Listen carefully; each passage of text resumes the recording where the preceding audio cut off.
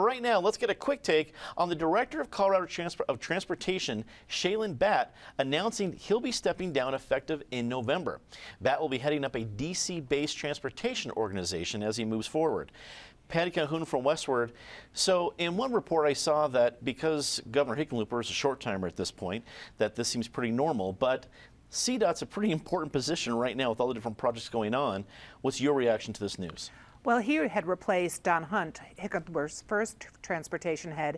He came from a national post. That he's going back to a national post isn't a huge surprise. It looks like a good move for him, especially because who would want to be overseeing the start of the I-70 project, which is imminent? It is indeed. David Kopel from the Independence Institute and DU Law School.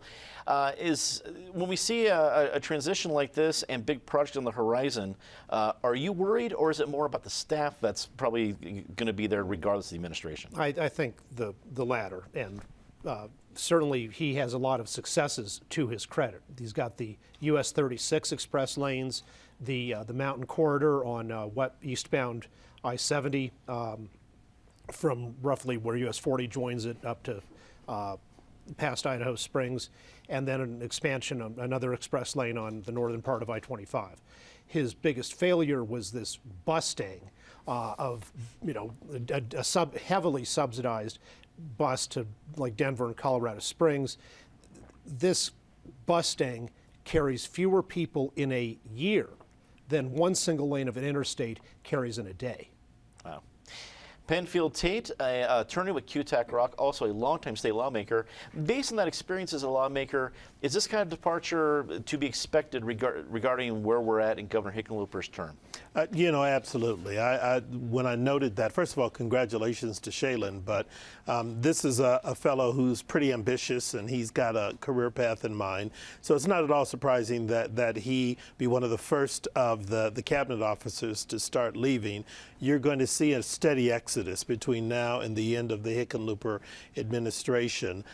Most of the cabinet officers now won't be there to turn out the lights, is my guess. They'll all flip into some other positions and move into the private sector or some other government position. Shailen's just the first one to go, and he's probably the one with the fewest ties to Colorado.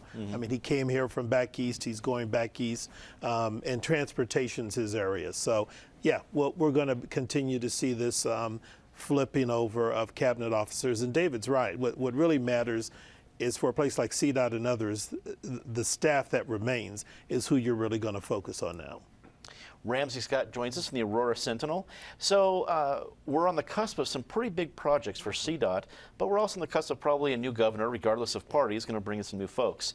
Do you think we'll probably have an interim director between now and the end of 2018? I think so, in part because Mike Lewis, the Deputy Executive Director of CDOT, is going to be taking over in November, and he's been with CDOT since, I believe, 2015. Given that you've got, maybe 13 months left, who wants to take that job to begin with? They're not going to be able to put a vision in.